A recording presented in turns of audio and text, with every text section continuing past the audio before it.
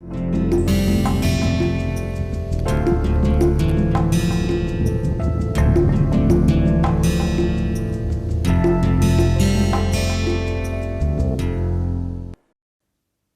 friends, welcome back to the lecture series on applied statistics and econometrics. So, in today's lecture we are going to start discussion on an advanced topics in econometrics, and that is called limited dependent variables. Now, again this limited dependent variable, or it is also called qualitative dependent variable, this type of modeling is a vast area and we do not have enough time to talk about all sort of models which are available in the literature, but I am planning to take you through some basic models which are like the preliminary fundamental models in this area, and then if you are interested you can develop your knowledge base further by consulting different econometrics textbooks. So, before we go and have a look at the models, let us have today's agenda items.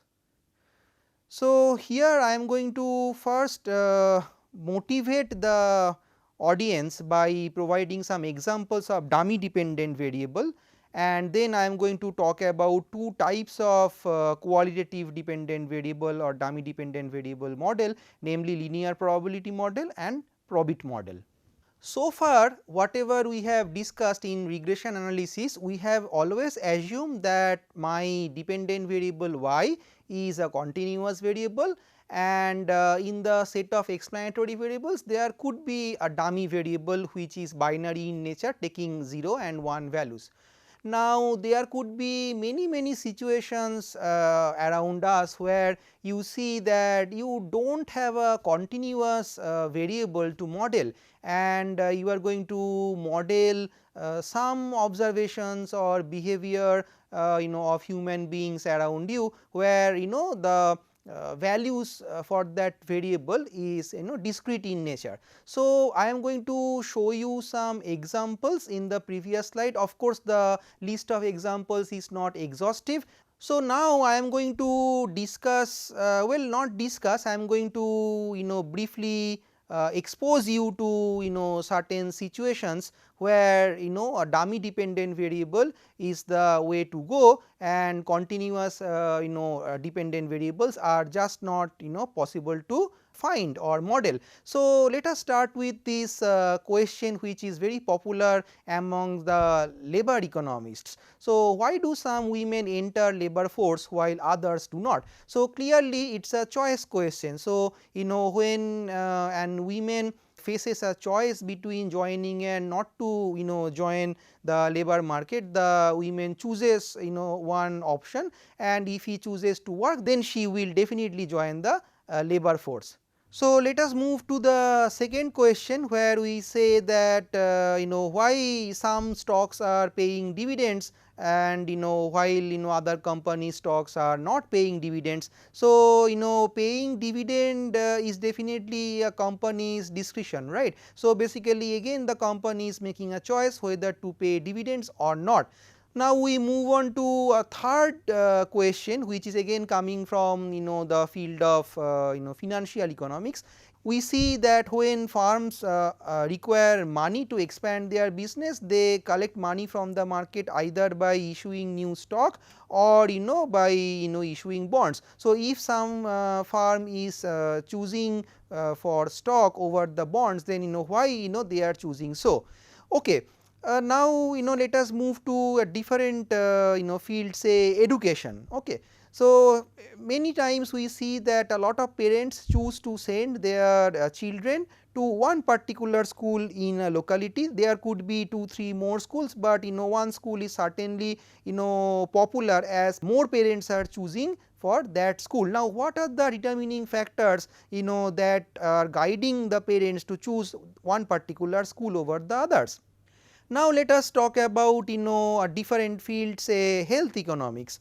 So, here we are concerned if a newborn baby is underweight or not. Now, there could be some factors which are affecting a newborn baby's birth weight. So, what are those factors? We want to certainly know that, and then last we are going to take an example from public opinion polls. Many times in applied research you see that surveyors are asking a statement type question, and then they are asking whether the respondent agrees to the statement or not, and the respondent says yes I do agree, or the respondent says no I do not agree or I disagree.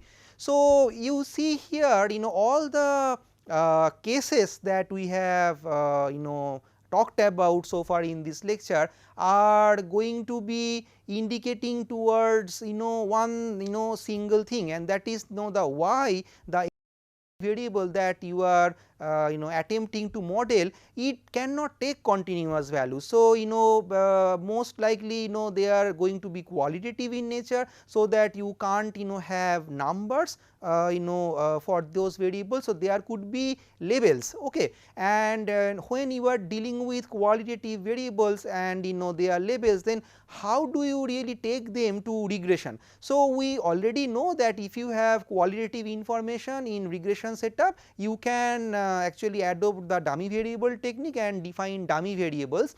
So, here also if you see there is a qualitative variable to explain, then you can define dummy variables for its labels.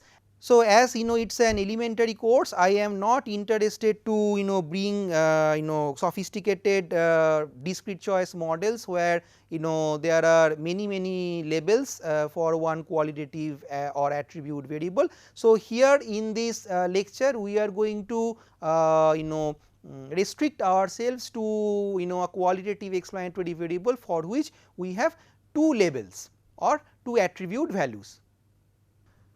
Now, we are going to start with linear probability model, the simplest possible regression model which can handle this kind of qualitative explanatory variables.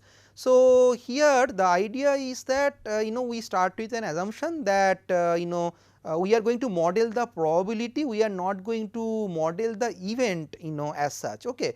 And then we write one regression equation where we are modeling probability of occurrence of an event, and there is set of explanatory variables as I am showing here, okay.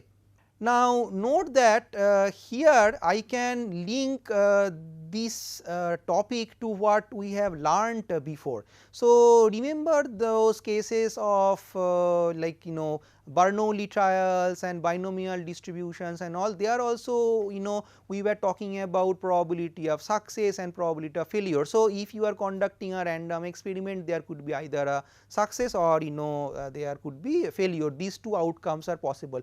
So, from there we can actually draw a link. So, these two areas or concepts are kind of related. So, here also you see your y as I am restricting myself to qualitative dependent variables taking only two label values. So, there could be two possibilities, right. So, basically either the unit on which you have data has chosen for option number 1 or label value 1, or option number 2 or label value 2. So, you can now attach the success failure story from the part 1 of this course to this dummy variable dummy explanatory variable case as well. So, basically what we are going to say that these labels that are you are seeing for these qualitative explanatory variables have some probabilities associated with them such that one individual cross sectional unit will choose that particular value or label or option, whatever you want to call it, over the other, okay. So, here we see the role of probability. But note that this is very interesting here, although we are aiming to model probability, but actual probabilities cannot be observed. So, we can only see whether a person or a cross sectional unit, say a firm has chosen a particular label or a particular option out of two options or two label values of a qualitative dependent variable. So, we observe the final outcome, and this final outcome by y variable. So, yi actually is a series of zeros and ones for observations in the sample. So, if you have a sample size of n, then you may have n1 number of observations showing the value of the dependent variable y to be 0, and then n2 number of observations, which is basically capital N minus n1 observations are there which are showing the value 1 for your dependent variable y. But the set of explanatory variables can take either continuous variables or the discrete dummy variables, or both. There could be interactions between the continuous variable and the dummy variable. So, suppose theoretically speaking, no problem, we have this regression equation in mind, and we do not observe the values for the probabilities, although we want to model probability. So, we are desperate, we want to say that no, we want to run a regression. So, what will be my y? What will be my y? So, I am going to now use the dummy qualitative variable as the y. So, now y will take only two values 0 and 1. So, now what we are going to do, you forcefully apply OLS, you do not know the consequences of applying OLS, but as this is the only tool as of now you apply OLS. Okay. So, after you run the OLS, what will you get? You will get the regression coefficient estimates. Okay. So, you will get all these intercept and slope parameter estimates, and you also know the values of x's, the explanatory variables for each individual observation in your sample, right. So, now you make use of whatever information you have. So, the values of x's and the obtained regression coefficients, and get the fitted value from the estimated regression equation, right. Now, what are these fitted values? So, these fitted values are actually the probabilities. Okay. So, this is basically modeling probability. So, the fitted value will give you the predicted probability for an individual observation in the sample for a specific set of values for the explanatory variables. So, here we can look at the coefficient interpretation and try to link that with whatever we have learned from the previous lessons when we discussed the case of OLS. So, what is regression coefficient measures? So, it measures marginal effect. So, if there is an 1 unit change in one of the explanatory variables, how my y is going to change. So, specifically how many units of change in y is expected to happen. So, here what is the interpretation of the slope coefficient in this LPM context. So, that is we are going to discuss now. So, as I said that although we are making use of y values 0 and 1, but my conceptual regression model is probability model. So, basically the regression slope coefficient will tell us the change in the probability that the dependent variable y will take value 1 for a 1 unit change in a given explanatory variable. But do not forget that you have to keep all other explanatory variables fixed, as I did for the OLS standard OLS case as well. So, this is very important point that you must remember. So, when you are talking about regression coefficients, that is marginal effect. So, the concept marginal is linked with calculus. So, basically what do we mean by marginal? So, basically we are talking about partial derivative of the dependent variable in the multiple regression with respect to an explanatory variable of that same regression equation. So, basically if there is a small incremental change in the explanatory variable, then how much of y is going to change, but that is partial derivative. So, to calculate the partial derivative or to measure this marginal effect, you have to keep all other explanatory variables as fixed. So, they are not going to change, only one explanatory variable at a time is allowed to change when you are talking about the marginal effect.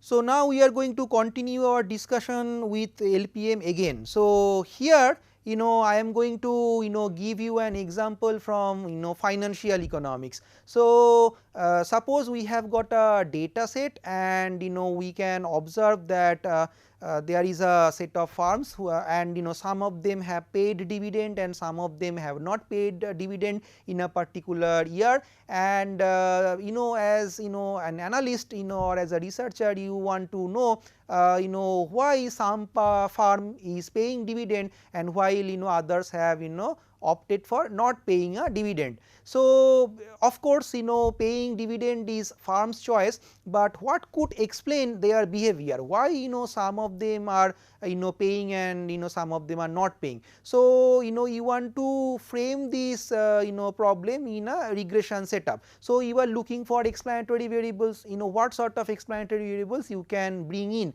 So there is a concept called market capitalization. So that basically talks about the value of the company or the firm in question, and we can assume that if we know the firm's market capitalization value, then that may have an impact on firm's decision or firm's behavior. So suppose we have a very simple model where we have only one explanatory variable, and that is market capitalization. So we have talked about market capitalization as an explanatory variable predicting or determining the values of y, which is basically 0 and 1 in this case. So 1 is basically that the firm paid a dividend, and the value 0 for dependent variable y means that the firm did not pay a dividend. So before we move forward, it is not a bad idea to wait for a minute and then have a clear understanding what do we mean by market capitalization and dividend, because some of you may not come from financial economics background. So those of you who are from social science background, then these two terms may not be very clear to you. So I am going to first provide a definition for these two concepts, and then I am going to continue with econometric analysis. So formally speaking, market capitalization can be defined as how much a company is worth as determined by the stock market. So it is basically the total market value of all outstanding shares of the company. Now we move on to dividend. So dividend is a distribution of profits by a company to its shareholders. Okay.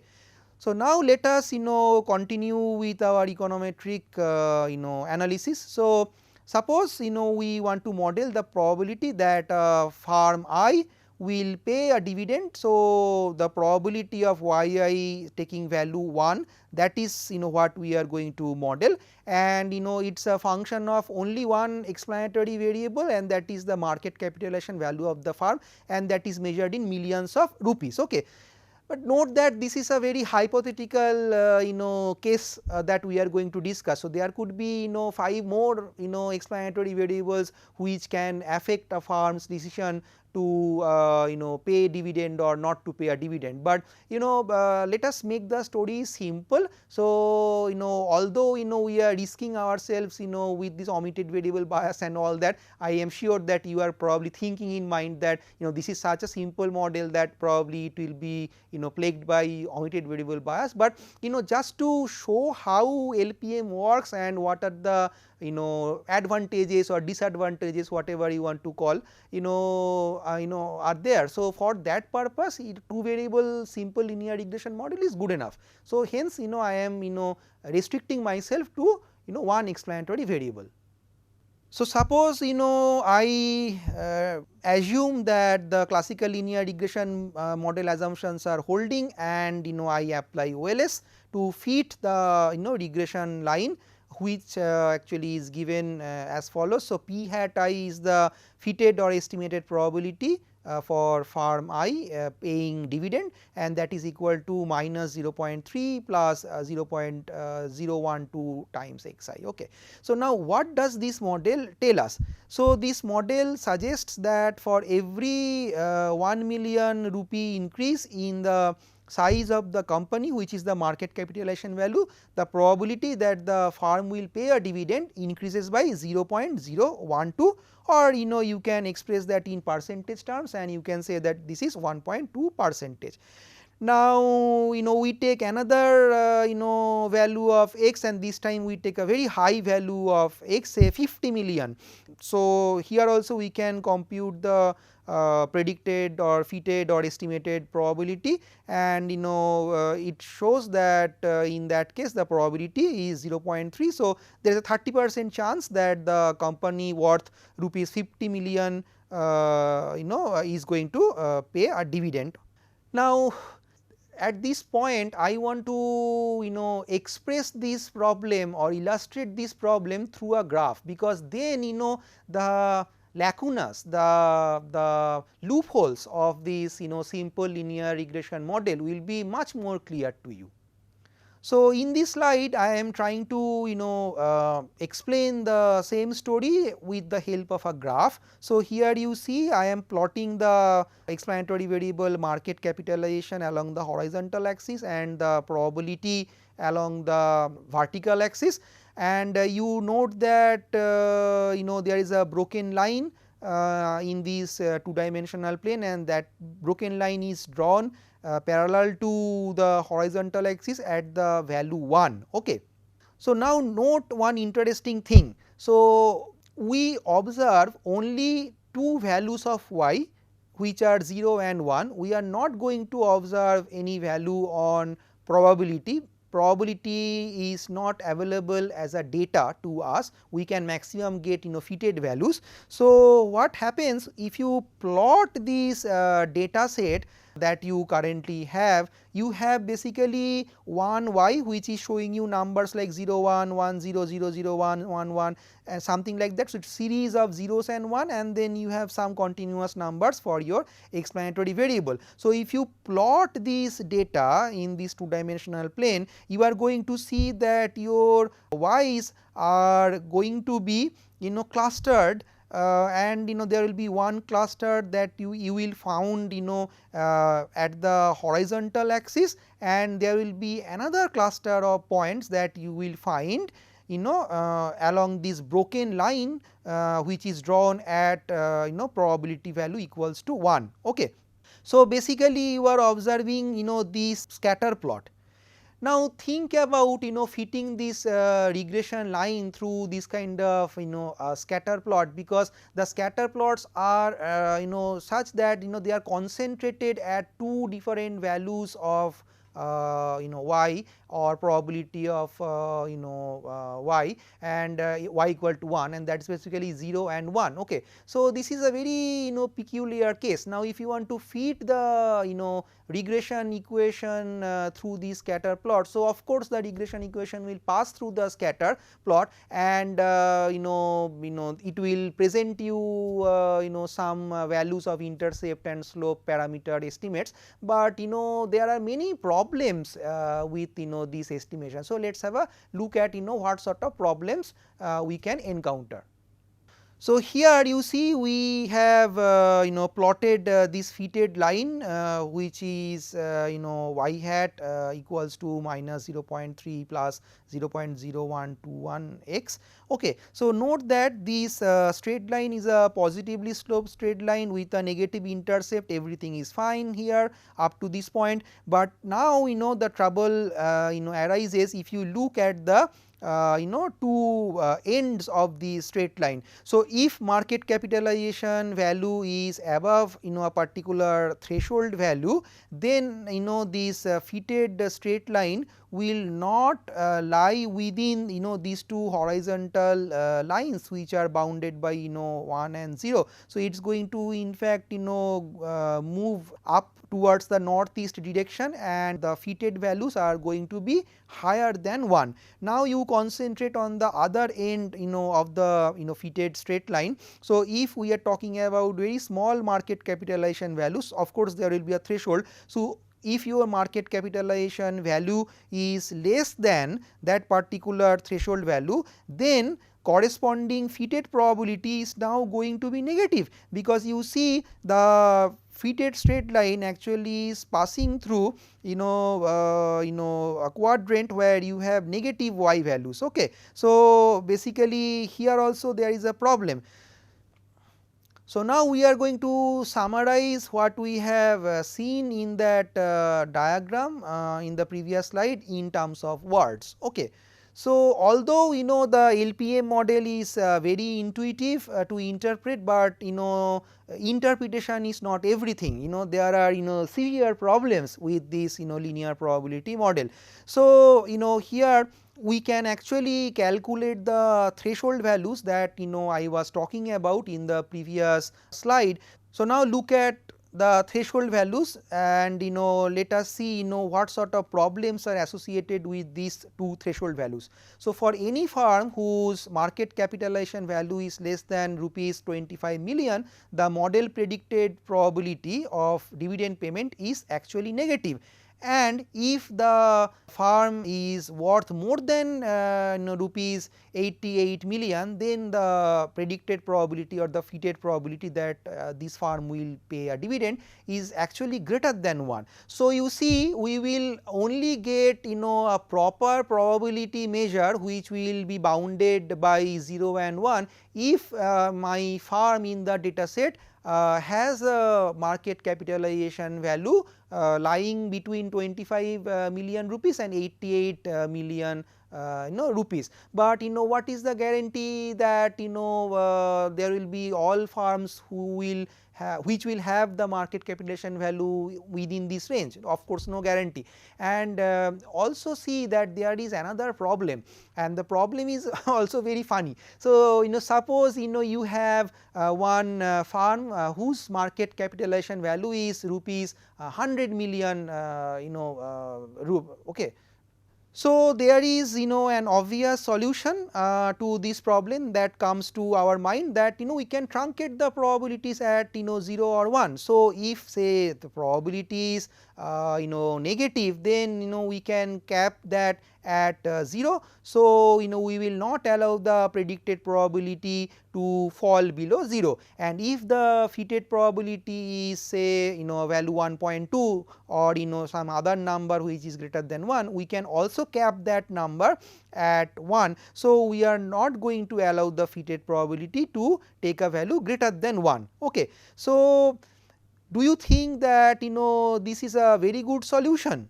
No, it is not a very good solution because of two reasons. First of all, if you cap the probability values artificially like truncation, then you will have lots of points which will be clustered together. So there will be many firms which will have the same predicted or fitted probability value either 1 or equal to 0. That is not good. And the second is even more funny. So suppose you observe a firm with market capitalization value of say rupees 90 million. So as per the regression equation, we know that 88 million rupees is the threshold value. So any firm which is reporting a higher capitalization value for that firm, the probability, fitted probability is going to be greater than 1.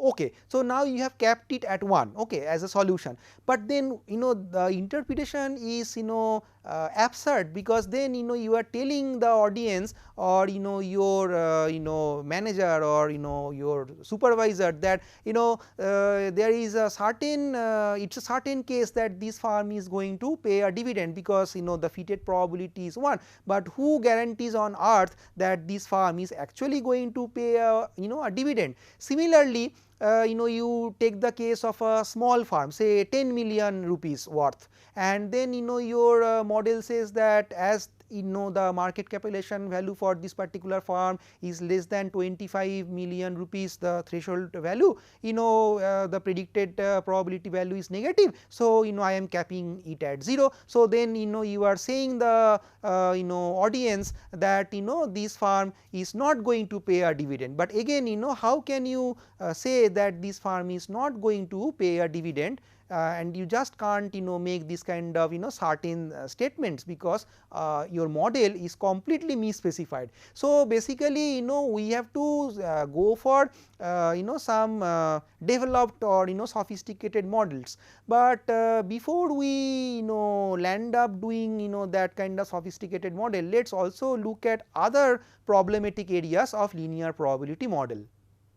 So here in this slide I am going to show that LPM suffers from a couple of more standard econometric problems that we have already discussed in previous lectures. Okay. So let us talk about them very briefly. So our dependent variable takes values 0 or 1 only. So basically for a given fixed repeated sample values for explanatory variables, the disturbance term is now going to take only 2 values. So suppose the actual observation is 0, and your fitted value is saying that okay, you can say that this particular firm is certainly going to pay a dividend. So you say my fitted value of y is 1. So there is one difference. Similarly you can calculate the other type of residual values that are possible, and you see the residual will not now take a range of values. It is going to take only 2 values, as you are dealing with a discrete dependent variable. So it is not at all rational to assume that error will follow a normal distribution, because if a variable, if a random variable takes only 2 or 3 values, then you can't say that it is a continuous variable and the values are going to be in an interval, any number can come. So basically we are now talking about discrete distributions. Okay. So here is a problem, you can't assume normality for your error distribution, and if you can't assume normality for your error distribution, then what is the problem? I mean, it will not stop you from executing well, but definitely it will hurt you, because you can't go for hypothesis testing, because we have shown earlier that if you want to conduct hypothesis testing after estimating the regression coefficients, then you have to assume normality. Also one can show that the disturbance term changes systematically with the explanatory variables. So the error term will also be heteroscedastic. Okay. So of course one has to take care of this heteroscedasticity factor. So what we have discussed earlier, one can go for this White's approach, which offers you the heteroscedasticity robust standard errors.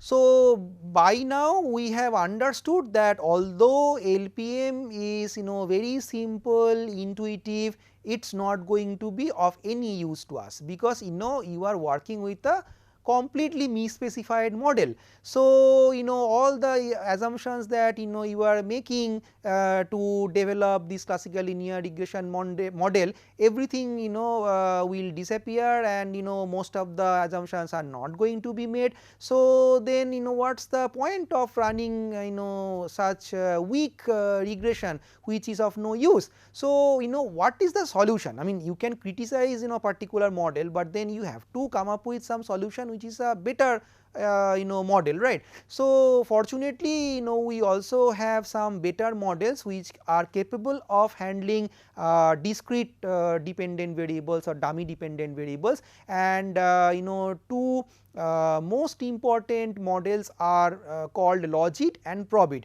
So in this lecture I am going to briefly discuss about Probit, and I save the discussion for Logit for the next lecture. So let us have a look at the Logit and Probit models together philosophically. I mean, what actually both of them are trying to do. So in this slide we are going to talk about the philosophy behind Logit and Probit models. So note that we have a very peculiar problem. So concentrate on the diagram first. Okay, so look at the diagram presented at the bottom of the slide, and it's basically the same diagram that we have seen earlier. So here of course if you remember we are measuring the probability along the vertical axis and the value of the explanatory variable along the horizontal axis, and here first of all you look at the scatter. So basically the blue circles that you see on the x axis, they are basically the firms which have not paid a dividend. So the value of y for these firms they are same and they are all equal to 0. Okay, so note that x is changing but y is not changing. Now you note that there is another cluster of data points on the line horizontal of this horizontal axis, and this line is drawn at the value 1 on the probability axis. So here you see there are some golden dots, and these golden dots are basically representing those firms which have decided to pay the dividend. Okay. So now you have these data points 10 of them, and you want to work with LPM, you have decided. So of course you are going to estimate a line, nobody can stop you, because you have 10 data points, you are going to estimate only 2 regression parameters, alpha and beta, intercept and the slope parameters. So you are perfectly fine, you fit a line, and suppose this hypothetical fitted line is shown as the red line here. Okay. Now you note that this line is actually yielding probability numbers which are negative for some values of x and greater than 1 for some values of x. So basically you have to now come up with some curve which is going to be bounded by these two horizontal lines at 0 and 1. So you are looking for a curve which is not going to cross these two lines in either direction, such that the fitted values that you are going to get out of your regression model, they are going to be all fractional numbers. So basically what are the solutions at hand? So we know from our statistics knowledge that there are some distributions and there are some transformations. If we can make use of those distributions and transformations, then perhaps we can generate this kind of S-shaped curve which will be completely within these two horizontal lines, and this S-shaped curve is not going to cross these horizontal lines for any values of x. So statisticians say that we should go for a functional transformation, we can't just take that simple linear regression model. So basically after the transformation the fitted value should be bounded between 0 and 1 values. Okay. So here I am showing you that S-shape function that you can see plotted in black color. Okay. So this is basically the philosophy behind Logit and Probit models.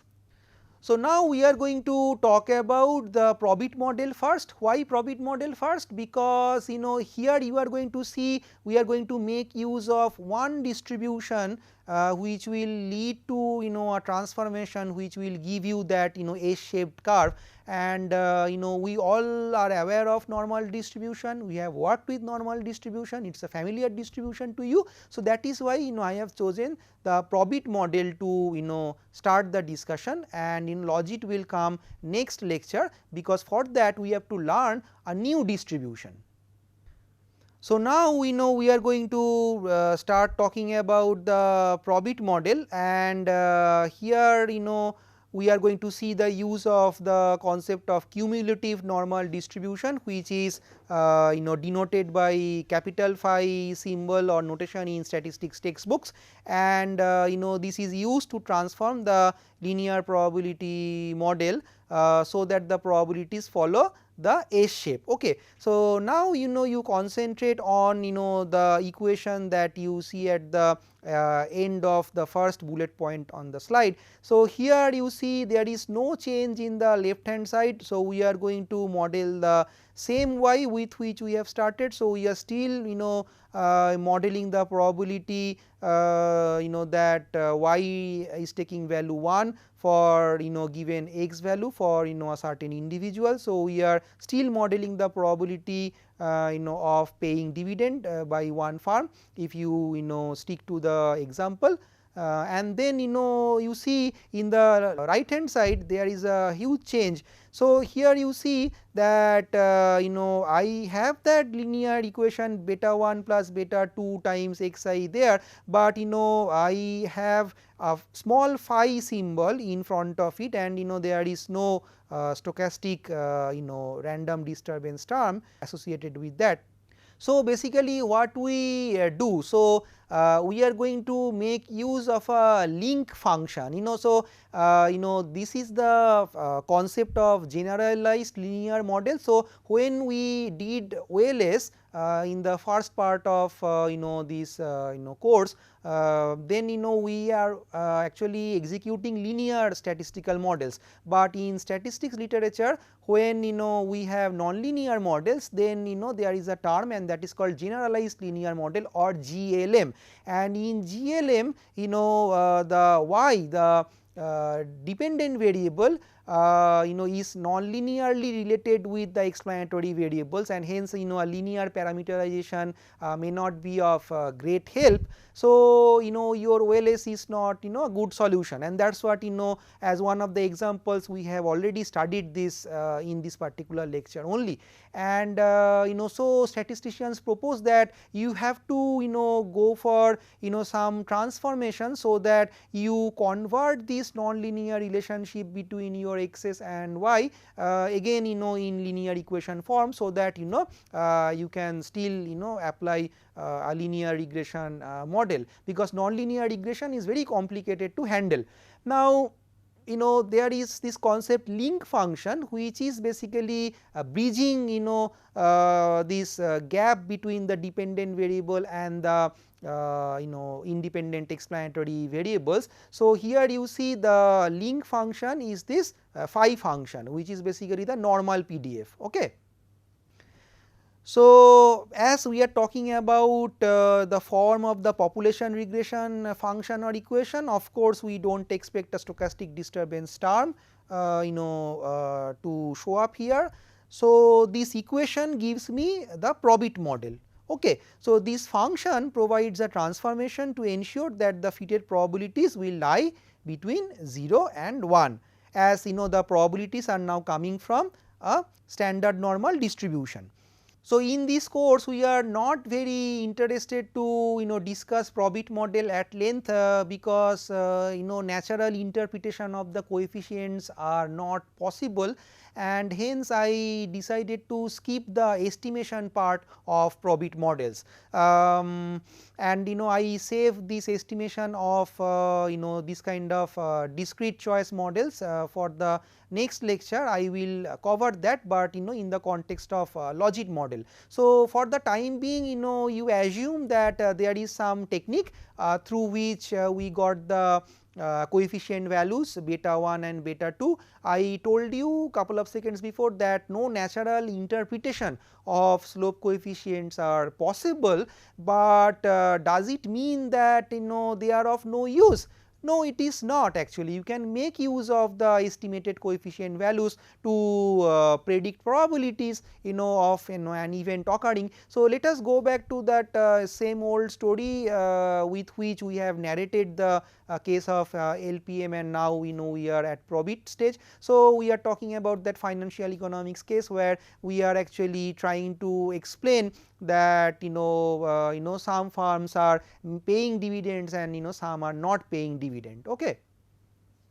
So, here you have that model where the coefficient estimates are basically beta 1 hat or B1 taking value -2 and beta hat 2 or B2 taking value 0.3. So, these are all hypothetical numbers. I am just trying to show you how these estimated coefficients are going to help you to compute probability. Now, you are interested to find the probability that the firm will pay the dividend if xi equals to rupees 4 million. Okay.